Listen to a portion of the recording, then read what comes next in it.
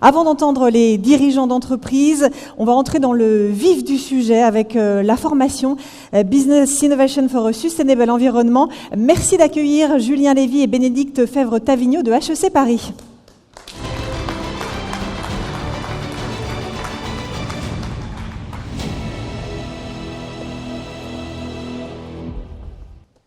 Bonjour à tous, nous sommes ravis, Bénédicte et moi, d'être parmi vous aujourd'hui pour vous parler des nouveaux défis qui se posent aux entreprises, des enjeux et des contraintes qui sont soulevés par les questions de développement durable. Alors j'essaye d'utiliser mon Pavlov, et voilà, parfois, et je crois que... Voilà. Alors, on s'y retrouve. C'est fascinant de voir comment, ces dernières années, on a vu l'accumulation de textes et de recommandations ou de réglementations qui rappellent aux entreprises leurs responsabilités sociétales. C'est le cas de lois françaises, la loi climat et résilience, mais c'est le cas aussi de directives européennes. C'est le cas aussi d'intentions, de déclarations internationales, notamment de l'ONU, de l'OCDE. Et ces textes qui rappellent les responsabilités sociétales des entreprises étaient, jusqu'à ces dernières années, de l'ordre de l'intention. Si on se réfère à une des définitions de la responsabilité sociétale des entreprises, on voit comment il est indiqué que les entreprises intègrent les préoccupations sociales, environnementales, etc. dans leur activité. Et la citation se termine par « sur une base volontaire ». Et en fait, cette base volontaire, elle se transforme en une série d'obligations aujourd'hui. Évidemment, les obligations de mesure et de reporting, qui depuis 2016 intègrent les éléments en termes de climat, d'empreinte carbone. On sait qu'une directive européenne qui est passée très récemment va imposer cette obligation aux entreprises de plus de 250 personnes. Les renforcements du dispositif par la loi Pacte, des nouvelles lois importantes, et on voit qu'il y a une tendance extrêmement nette des intentions à la réglementation, nouvelles contraintes pour les entreprises. À cette contrainte réglementaire s'ajoute un autre type de pression qui est les pressions des fonds d'investissement. Les entreprises doivent répondre à des critères environnementaux, sociaux de gouvernance et donc doivent publier un rapport sur le sujet. Et les fonds actionnariales exigent de plus en plus des entreprises qu'elles se préparent aux échéances et peuvent être extrêmement critiques quand les entreprises ne semblent pas prendre en compte ces dimensions-là. Et par ailleurs, du fait de la logique du scope 3, on y reviendra, eh bien dans les relations commerciales entre entreprises et clients, les clients demandent de plus en plus aux entreprises quel est leur degré de compliance par rapport à ces nouvelles obligations qui s'imposent à elles. Donc il y a une pression non seulement réglementaire, mais une pression financière et une pression commerciale. Et puis on est à ce séminaire, ce sommet sur le talent, une pression RH. Et toutes les entreprises en sont conscientes. Il y a une étude récente montrait que 2/3 des jeunes se déclarent prêts à renoncer à un emploi ou à en changer pour prendre en compte les enjeux environnementaux. Il y a une pression des jeunes qu'on est les premiers à constater à HEC. Tu me parlais encore d'étudiants qui ont challengé des CEO récemment lors d'un événement à HEC. Et il s'agit non seulement de recruter, mais aussi de retenir, c'est-à-dire qu'il y a une pression interne aux entreprises, des collaborateurs, qui demandent aux entreprises qu'est-ce que vous faites. Et peut-être qu'on peut le lier aussi à la nécessité du sens du travail. Et effectivement, ce beau triptyque sur lequel on reviendra avec Michelin, People, Planet, Profit, est de plus en plus une exigence qui permet de réconcilier le travail en entreprise et le sens du travail. Enfin, une dernière contrainte, une dernière pression, c'est l'essor de l'activisme écologique. Il y a un mouvement contestataire qui se fait fortement entendre. Il y a rarement maintenant une AG sans qu'il y ait un activiste qui prenne la parole et qui somme les dirigeants de répondre de leurs obligations. Et on le voit partout, on l'a vu dans toutes les écoles récemment lors des remises de diplômes des étudiants, parfois donneurs de leçons, mais qui néanmoins expriment leur inquiétude ou leurs préoccupations. Et cet activisme écologique eh bien, il peut partir dans tous les sens, et notamment un courant extrêmement fort de cet activisme, c'est l'appel à la décroissance, avec l'idée que les entreprises sont l'ennemi, et que finalement, il faut contraindre plus encore les entreprises si on veut aller dans la bonne direction. Et de ce fait, il nous semble qu'il en résulte une certaine confusion entre les faits scientifiques tels qu'ils peuvent être établis par le GIEC, des choix politiques d'anticapitalisme qui sont parfaitement légitimes, le militantisme, le moralisme, on a parfois du mal à s'y retrouver. Donc la nouvelle donne pour les entreprises, c'est qu'on voit clairement un changement qui appelle à la transformation, du fait de nouvelles obligations légales et réglementaires, de critères ESG, de compliance dans les activités commerciales, de nouvelles sensibilités des consommateurs, de pression des candidats RH et des collaborateurs et des mouvements activistes. Et je pense que la somme de ces éléments-là, si les dirigeants ne sont pas absolument convaincus des limites planétaires ou des enjeux climatiques, ben je pense que là, ils auront une raison de se dire qu'il faut peut-être changer dans ces pratiques. Alors, ça marche comment ? Tu appuies sur le bouton vert. Alors, donc, comme vous l'avez compris, il y a une accélération des pressions qui sont finalement le reflet des défis, des mutations actuelles qui s'accélèrent aussi. Le climat, la biodiversité, la pression sur les ressources naturelles en général, l'accroissement des inégalités. Et donc, de plus en plus, on va demander aux entreprises de relever ce défi qui est celui de faire du business à l'intérieur des limites planétaires. Vous connaissez sans doute ce concept de limite planétaire qui a été défini par des scientifiques suédois, donc qui définit 9 limites planétaires. Donc, comment faire du business à l'intérieur de ces 9 limites planétaires, 6 sont déjà en train d'être dépassées. Et donc, le défi est majeur. Et l'idée, c'est aussi de faire du business à l'intérieur des limites planétaires tout en prenant en compte les fondamentaux sociaux. Donc, pour cela, on voit bien que la RSE, on va dire classique, un peu en périphérie de l'entreprise, n'est plus d'actualité. Il s'agit d'intégrer véritablement ces perspectives-là dans le cœur même de l'activité de l'entreprise.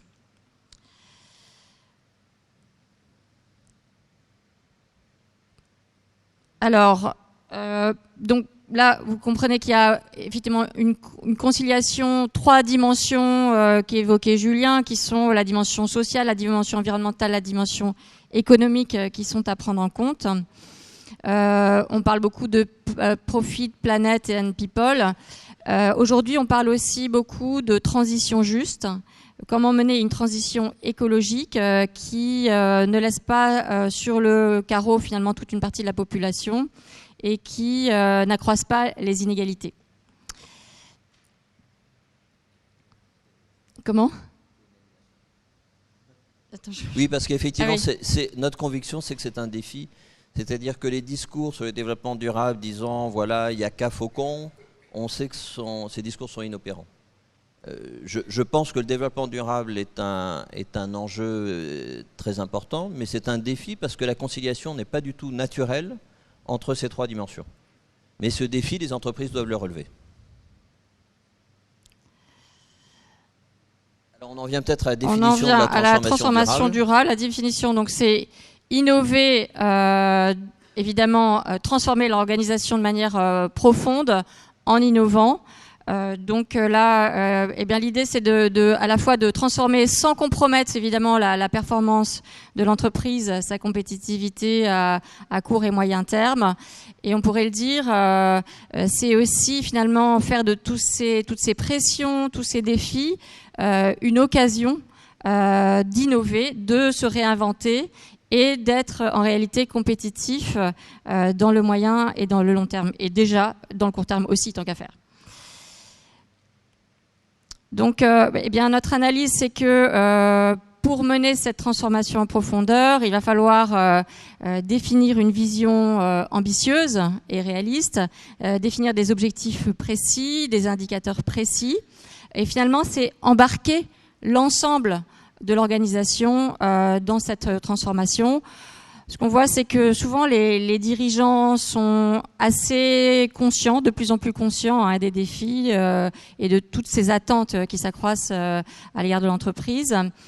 À la base de l'entreprise, les salariés, les jeunes poussent de plus en plus. Et au milieu, on trouve finalement le middle management qui se retrouve pris en étau, souvent désemparé face à des injonctions contradictoires et manquant d'outils, de connaissances, de compétences sur ces sujets-là. Donc, on considère qu'il y a un enjeu majeur. Ça peut être un véritable obstacle, une véritable barrière à la transformation. Et donc, il y a un enjeu majeur qui est d'embarquer, de former pour cela les middle managers. Alors, on a tenté de relever ce défi, Bénédicte, et on va vous présenter un petit film qui dure 2 minutes 50 sur...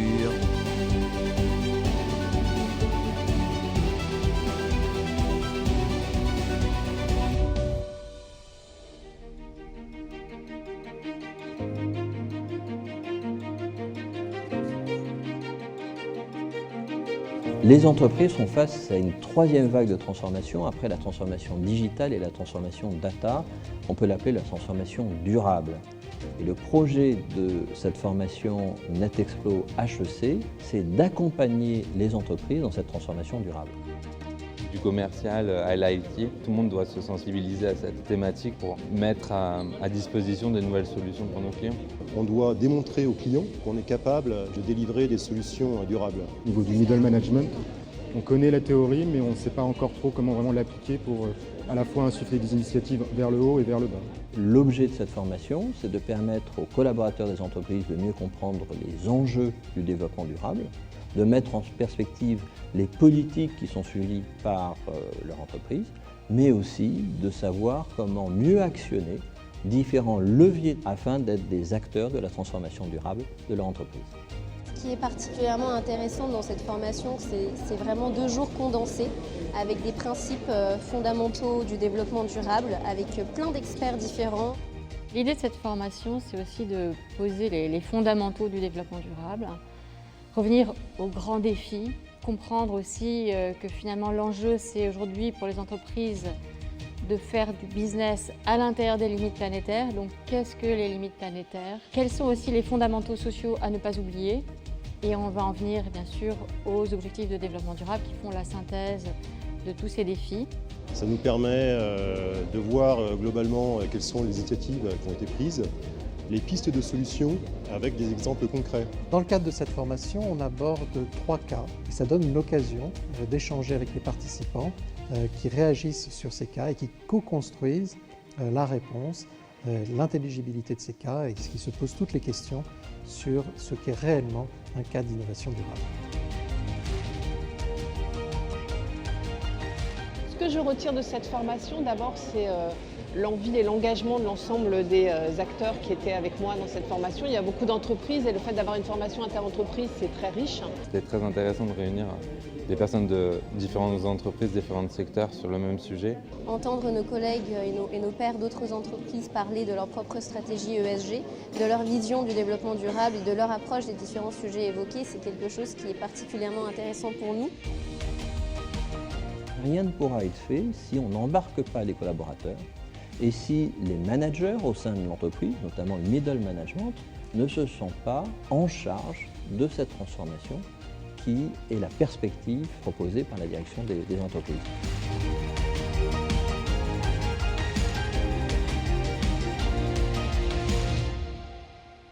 Alors, ce programme, il a été... Ce programme, il a été voulu par les entreprises. C'est par le biais du club NetExplo que les représentants des entreprises nous ont dit qu'il y a un enjeu qui s'impose vraiment pour nous, qui est la sustainability. Et la sustainability, ce n'est pas seulement un sujet qu'on rajoute au reste, c'est un enjeu transformationnel.